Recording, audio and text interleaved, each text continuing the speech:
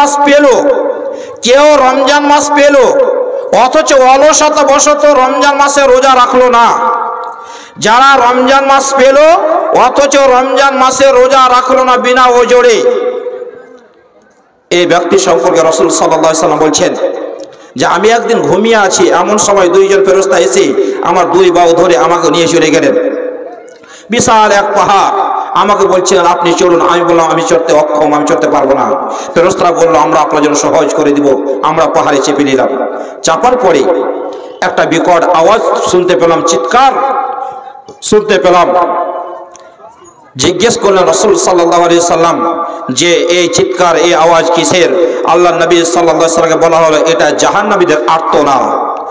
এই চিৎকার জাহান্নামীদের চিৎকার, এই বিকট আওয়াজ জাহান্নামীদের বিকট আওয়াজ। এরপরে নবী সাল্লাল্লাহু আলাইহি সাল্লামকে নিয়ে চলে যাওয়া হলো। সামনে গিয়ে দেখছেন একদল মানুষকে তাদের পায়ের গোড়ালির উপরে যে মোটা শির আছে, এই শিরের মধ্যে লসা বেঁধে তাকে উল্টো করে টেকে দেওয়া হয়েছে। যেমন আমাদের কসাইখানাতে ছাগলকে জবাই করে দেওয়ার পরে পায়ের মধ্যে দড়ি বেঁধে টেকে দেওয়া হয় আর জিভা বেরিয়ে যায় আর জিভা দিয়ে টস টস করে রক্ত ঝরতে থাকে। এমন সময় আল্লাহ নবী সাল্লাল্লাহু আলাইহি সাল্লাম দেখছেন যে পায়ের গোড়ালির উপরে যে কষ রয়েছে, এই শিরা রয়েছে, এই শিরাটাকে বেঁধে দিয়ে মাথাকে নিচু করে দিয়ে মুখ ভর্তি কষগুলো ফেটে রক্ত ঝরছে আর বিকট চিৎকার করছে। আল্লাহ নবী সাল্লাল্লাহু আলাইহি সাল্লাম জিজ্ঞেস করছেন এরা কারা? এরা কারা? আল্লাহ নবী সাল্লাল্লাহু আলাইহি সাল্লামকে বলা হলো এরা সেই ব্যক্তি যারা রমজান মাসে রোজা রাখতো, যারা দিনে রোজা রাখতো কিন্তু সময় হওয়ার পূর্বে ইফতার করে নিত। পুরো দিন রোজা রাখতো কিন্তু সময় হওয়ার আগে তারা ইফতার করে নিত। এই জন্য এই শাস্তি দেওয়া হচ্ছে প্রিয় ভাই সকল। তাহলে যারা রোজা রাখতো কিন্তু দিনের শেষ দিকে এসে সেই সময় হওয়ার আগে যারা ইফতার করত, তার এই শাস্তির ব্যবস্থা আল্লাহ নবী সাল্লাল্লাহু আলাইহি সাল্লাম বলছেন। তাহলে যারা একটা দিন রোজা রাখে না, তাহলে তার পরিণাম কতটা ভয়ঙ্কর হতে পারে এটা আপনাকে একবার অনুমান করতে হবে। যারা মাসের পর মাস রোজা রাখে না, পুরো মাস শেষ হয়ে যাচ্ছে রোজা রাখে না, এর পরিণাম কি হবে আপনি একবার অনুমান করে দেখুন। যে একজন ব্যক্তি রোজা রাখার পরে সময়ের আগেই যদি ইফতার করে নেয় তাহলে এই শাস্তি তার রয়েছে। তাহলে যারা পুরো মাস রোজা রাখে না, তাহলে তার জন্য কি শাস্তি রয়েছে সেটা আপনি চিন্তা ভাবনা করুন প্রিয় ভাই সকল। এই হচ্ছে রোজার গুরুত্ব, রমজান মাসের গুরুত্ব। ফজিলত সম্পর্কে বলতে গিয়ে রাসূল সাল্লাল্লাহু আলাইহি ওয়াসাল্লাম বলেন ইদা দাখালা শাহরু রমাদান ফুতিহাত আবওয়াবুস সামা, যখন রমজান মাস প্রবেশ করে এসে যায় তখন আসমানের সকল দরজা খুলে দেওয়া হয়। রমজান মাস যখন শুরু হয়ে যায় তখন আসমানের সকল দরজা খুলে দেওয়া হয়।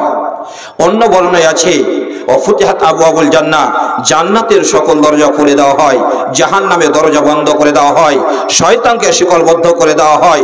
অন্য বর্ণনা আছে যে রহমতের সকল দরজা খুলে দেওয়া হয়।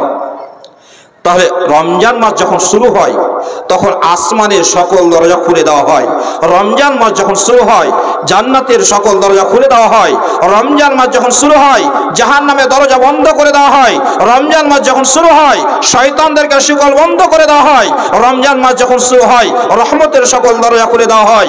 অন্য বর্ণনায় আছে রমজান মাস যখন শুরু হয় শয়তান এবং দুষ্ট দিনদেরকে শিকলবদ্ধ করে দেওয়া হয়।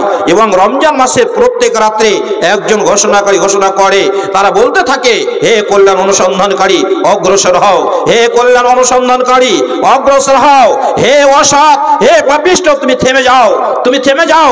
প্রত্যেক রাত্রে আল্লাহ সুবহানাহু ওয়া তাআলা রমজান মাসে অসংখ্য মানুষকে এই জাহান্নাম থেকে মুক্তি দান করেন। তাহলে রমজানের ফজিলত সম্পর্কে আমরা জানতে পারলাম যে যখন রমজান মাস শুরু হয় আসমানের সকল দরজা খুলে দেওয়া হয়। রমজান মাস শুরু হয় জান্নাতের সকল দরজা খুলে দেওয়া হয়। রমজান মাস শুরু হয় রহমতের দরজা খুলে দেওয়া হয়। রমজান মাস শুরু হয় জাহান্নাম বন্ধ করে দেওয়া হয়। রমজান মাস শুরু হয় শয়তানদেরকে বন্দী করে দেওয়া হয়।